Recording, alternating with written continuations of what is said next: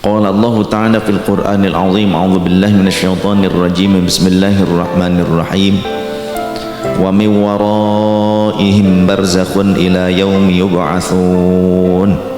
Wallahu wa rasuluhu a'lam bi murni wa ma'nah. Dalam surah Al-Mu'minun ayat 100 Allah berfirman, dan di hadapan mereka ada dinding sampai hari mereka dibangkitkan. Ada dinding, ada pembatas, yaitu disebutkan dengan istilah barzakh.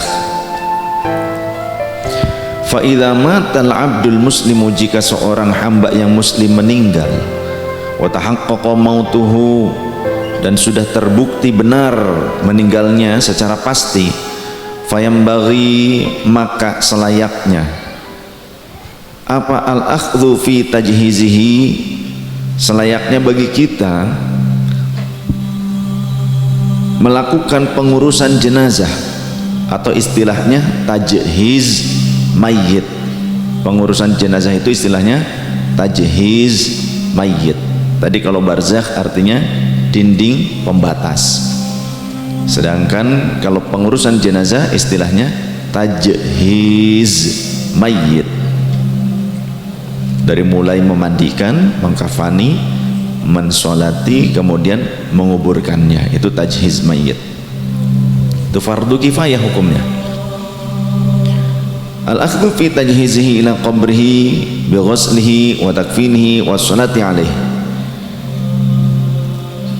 sampai ke menguburkannya, mulai dari memandikannya, mengkafaninya, dan menyolatkannya, baru menguburkannya. Jangan dulu dikubur kalau kira-kira belum mati, ya. Karena seringkali orang tergesa-gesa karena ingin mengikuti hadis Rasul, percepat, jika ada yang telah meninggal percepat kubur. Di dalam suatu keterangan justru dianjurkan untuk mendiamkannya dalam 8 sa'ah. Ini juga disampaikan oleh Habib Lutfi kepada saya. 8 sa'ah kira-kira ya 8 jam. Ditunggu dulu, karena ada kalanya orang itu mati suri, ya. Seperti bude saya sudah dikuburkan, bangkit lagi ketika masih kecil, umur kira-kira kelas 5 SD. Tapi ya hidup lagi sampai beliau tua, sampai punya cicit. Tapi tangan kirinya itu tidak kuat untuk menahan beban yang berat, karena beliau menggunakan tangan kirinya untuk membentur kayu penutup dan juga tanah urugan. Anak kelas 5 SD, tapi dengan izin Allah sudah dikuburkan.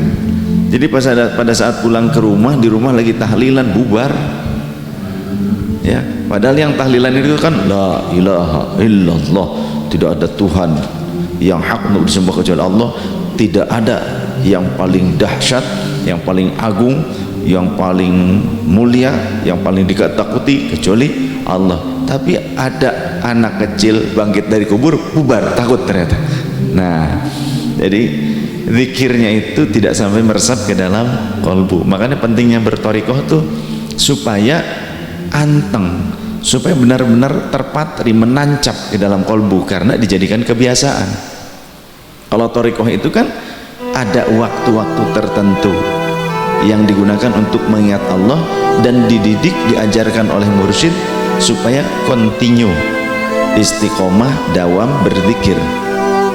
Kalau sudah terbiasa, maka akan menjadi habit, ya kan? Kalau sudah sering continue, maka akan menjadi habit. Jadi zikir, kalaupun kaget Allahu Akbar.